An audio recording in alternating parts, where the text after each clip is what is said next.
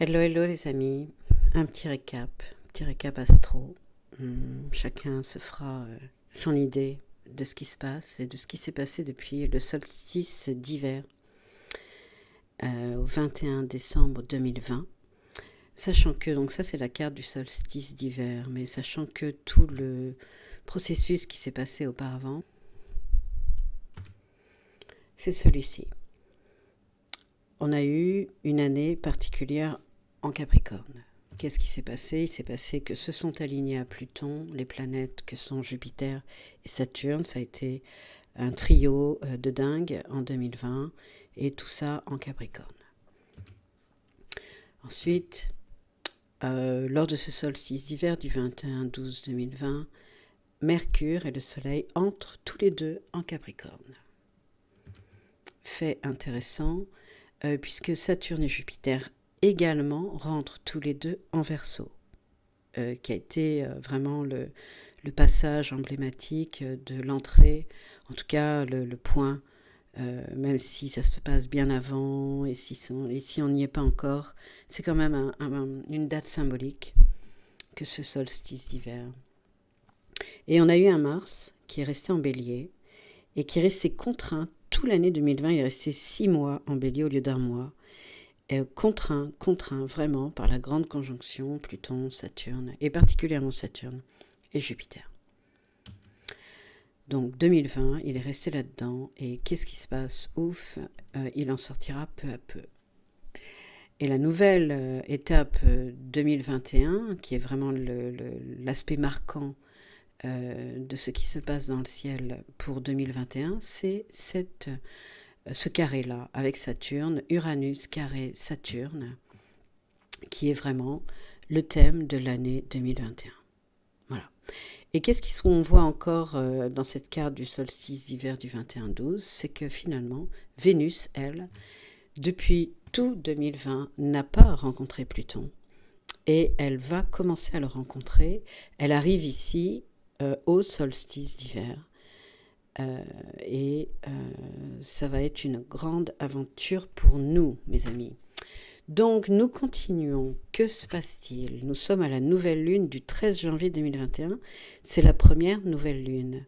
Nous voyons que Vénus rentre. Vénus rentre en Capricorne. Nous avons un Pluton qui s'aligne à cette nouvelle lune, donc le temps est donné. Nous avons un Mercure qui s'aligne à Jupiter et Saturne. Et nous avons un Mars qui s'aligne à Uranus, et tout est là, vous voyez, tout est là dans cette carte, dans cette première nouvelle lune, on a l'impression que tout est en place. Alors qu'est-ce qui se passe? Pleine lune du 28 janvier, on se retrouve donc avec Vénus qui est conjointe à Pluton, parce qu'on a le cercle blanc qu'on voit là-haut, et là, tout d'un coup, les trucs sont à l'envers, c'est parce que j'ai pas pris le temps de refaire tout à fait ma carte, je prenais pas les bons emplacements au départ, bref. Et donc, qu'est-ce qu'on voit? Cette nouvelle première pleine lune de l'année, on a Mars et Jupiter qui sont alignés au Soleil, on a vraiment l'impression que ça a du sens tout ça. On a Mars, Lune noire, Uranus alignés, conjoints aussi.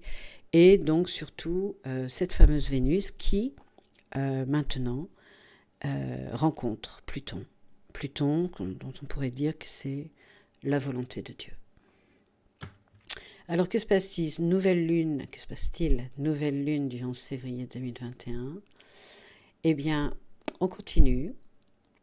Nous avons Mars qui enfin a une ouverture possible et qui peut aller de l'avant. Et puis, pleine lune du 27 février 2021, que se passe-t-il? Eh bien, on a Vénus qui va se placer en alignement au Soleil et qui va y rester un certain temps. On la retrouve à la nouvelle lune du 13 mars, conjointe avec Neptune qui plus est, et dans une parfaite symétrie par rapport à ce carré Uranus-Pluton, Uranus-Saturne. Donc c'est assez amusant. Ce Mars a donc le champ libre devant lui. Enfin, il avance comme un fou.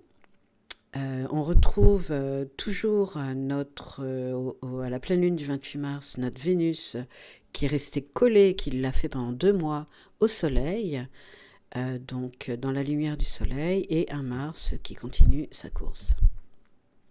Nouvelle lune du 12 avril, Vénus commence à sortir. Jupiter, lui, est allé très très vite. Il s'est détaché de Saturne et il est allé explorer le Verseau. Qu'est-ce que c'est que le Verseau? Il va l'explorer jusqu'en Poisson pour revenir maintenant rétrograde à l'époque où on est maintenant. Donc on a une Vénus aussi qui quitte, qui se détache du Soleil, et pleine lune du 27 avril. Voilà, on a cette Vénus qui maintenant est conjointe à Mercure, le Soleil qui est conjoint à Uranus, et Mars qui avance. Je m'embrouille un peu, tant pis, on avance. Pleine lune du 26 mai 2021. On a Vénus qui commence à s'approcher de Mars. On a Jupiter qui est rentré en Poisson. Et on a un double carré assez hallucinant avec le Soleil et la Lune en face. On continue la nouvelle lune du 10 juin 2021. Mars est vraiment en avant toute. Il est face à Pluton. Pleine lune du 24 juin 2021. On a des couples que sont Mars et Vénus qui sont un couple, et que Saturne et Jupiter un autre couple qui fonctionnent ensemble avec nos luminaires, Soleil et Vénus qui fonctionnent ensemble aussi. Donc tout le monde fonctionne ensemble et on a un carré parfait entre notre Uranus, Saturne-Uranus comme depuis le début de l'année, et ce Mars qui donc est en proue de parcours. Et que se passe-t-il petit à petit? Vénus commence à prendre le relais, et la voilà qui vient en tête à la pleine lune du 24 juillet 2021 et la nouvelle lune du 8 août que voilà, alors qu'elle est en phase de Neptune qui est de son octave supérieure. Donc il y a tout un jeu assez incroyable qui se passe depuis tout le début de l'année avec Vénus notamment, qu'on ne quitte pas des yeux, voyez-vous. Et donc cette pleine lune du 22 août 2021, que se passe-t-il?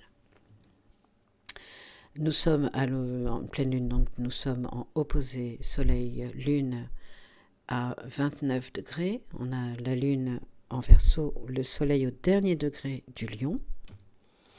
On retrouve cette union Saturne-Jupiter qui se resserre, puisque Jupiter est rétrograde. Par la rétrogradation de Saturne, on a un carré qui est un peu moins important. Donc la vraie star de cette lune, de cette pleine lune, c'est Jupiter. Et la voici,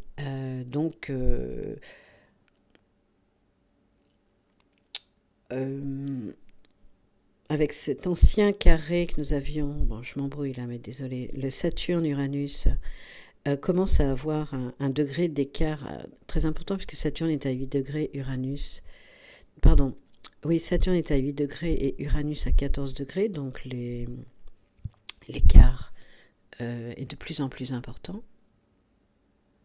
Ce qui fait que ce grand carré de l'année qui nous colle au basque depuis un moment commence à s'estomper un petit peu au profit d'un magnifique trigone que nous trouvons entre Saturne et Vénus, et dont Saturne va se teinter. Trigone, un aspect plutôt aidant, donc on est heureux de ça, surtout que Vénus est en Balance et qu'elle est donc en maîtrise, de même qu'elle maîtrise le signe d'Uranus. Donc on a plutôt des bonnes vibrations et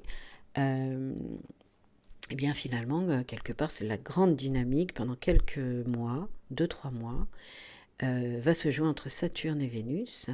Donc on retrouve l'importance de Vénus et on va lâcher un petit peu le carré d'Uranus et plutôt mettre en valeur Pluton qui lui nous donne des bons aspects à Neptune et à Mercure et rebondit vers Uranus, ce qui n'est pas pour nous déplaire puisque nous oscillons d'une certaine façon entre la pensée, ce que nous apprenons du cœur, ce qui du cœur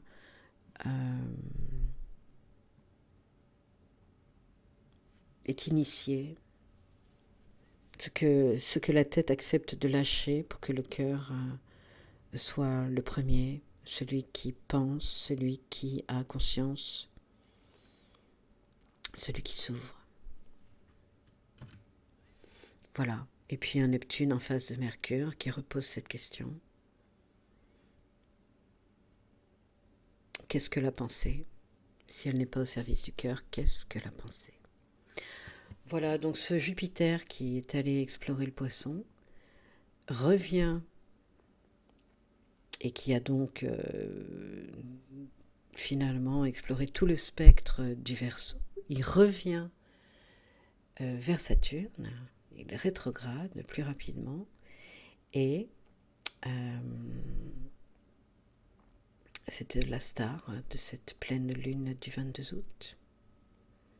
Jupiter nous apprend la connexion. Au plus haut point, il nous apprend la connexion à l'autre, le fait de rassembler, le fait d'être dans l'optimisme, d'être en joie, de vivre ce partage,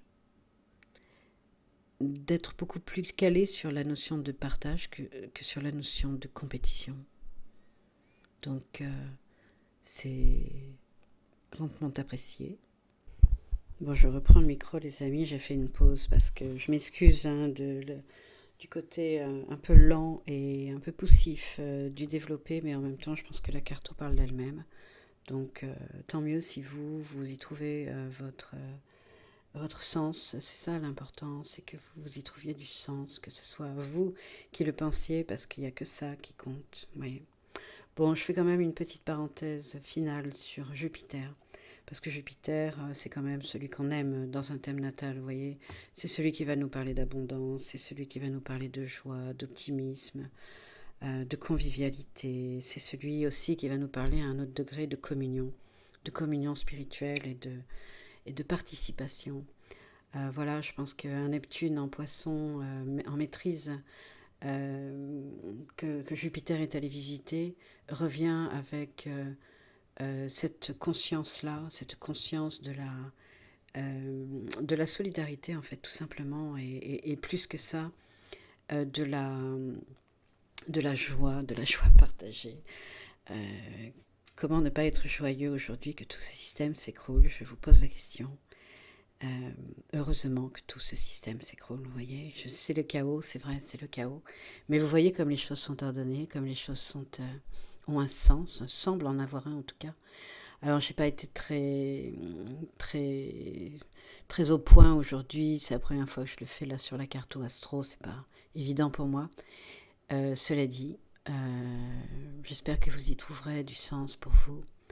Et je vous invite à développer ce sentiment de bien-être. C'est comment est-ce que vous vous sentez, je veux dire l'importance de l'individu, du collectif, mais de l'individuel aussi à l'intérieur de ce Verseau, parce que tout démarre de vous quand même, hein. Le monde est autour de vous, vous êtes votre soleil. Vous êtes votre soleil. Votre vie rayonne autour de vous. Et vous, c'est vous qui rayonnez, c'est vous qui illuminez votre environnement. Oui. Et Jupiter, il est OK pour plein de trucs, Jupiter, dans la mesure où il va aimer, il est très à l'aise avec l'espace, il va aimer expanser, ouais, il va aimer se développer. Jupiter est la plus grande planète, elle tourne à une vitesse de dingue, elle emporte tout avec elle. Voilà, donc cette conjonction dans cette pleine lune en Verseau, au dernier degré du lion, ce soleil en lion, ce lion de Némée qui dit mettez votre peau d'invulnérabilité. Vous êtes un soleil, vous êtes un soleil. Et dans cette... c'est mon chien qui ronfle, je pense que vous l'entendez. Et dans cette optique-là qu'on avait avec cette nouvelle lune qui nous a vraiment invités à vivre ce lion de Némée, aujourd'hui on a un Jupiter qui revient de son exploration et il revient pour une forme de communion. Vous voyez, et maintenant il nous invite à cette communion. Alors il faut savoir que dans la mythologie, Jupiter est associé à l'histoire de Sélène, qui veut dire lune. C'est pour ça que c'est intéressant d'en parler, dans la mesure où il y a une conjonction. Sénélé, d'accord, Sénélé, qui en fait accouche à 6 mois, non, n'accouche pas d'ailleurs, meurt alors que elle est enceinte de Zeus de 6 mois, et elle est enceinte de Dionysos, et Zeus va récupérer le bébé de Sélène morte et l'installer dans sa cuisse pour terminer la grossesse. Donc c'est assez spécial comme délire. Il faut savoir que Dionysos est un dieu qui n'a pas pu conforter le moi apollinien. Il n'a pas pu faire ça. C'est un des deuxièmes guérisseurs du cœur. Dionysos, il a été démantelé.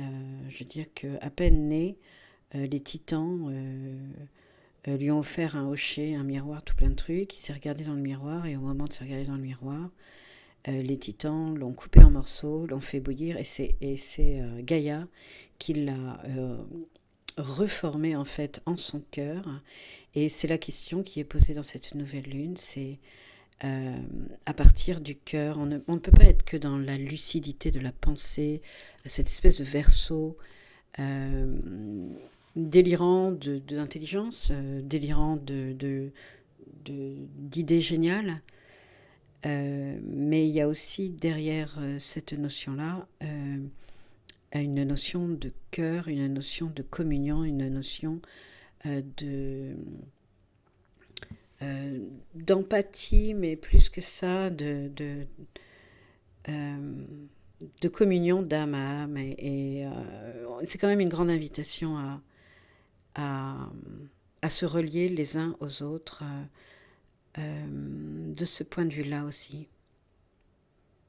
Voilà, moi c'est ce que j'ai envie de dire pour cette pleine lune.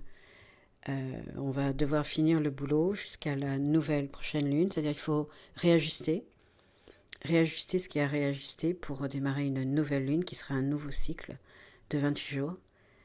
Et là, donc, moi je vous invite à la communion d'âme à âme. Ça ne passe pas forcément par la pensée. On a un Mercure en Vierge qui aime bien le détail et qui aime beaucoup apprendre. Mais il est carré à Neptune, il est en opposition à Neptune. Et Neptune vient lui dire ok, à ton avis, qui ressent en premier, si ce n'est le cœur? Voilà, il faut savoir aussi que la Lune est le maître ésotérique, c'est-à-dire du point de vue de l'âme, de la Vierge, du signe de la Vierge. Donc comme Mercure est en Vierge, Mars est en Vierge, le Soleil va rentrer en Vierge, et Vénus est en Balance dans le signe de la relation. Voilà, mes amis, c'est un peu brouillon, je suis désolée, c'est une première fois. L'important c'est d'oser parfois.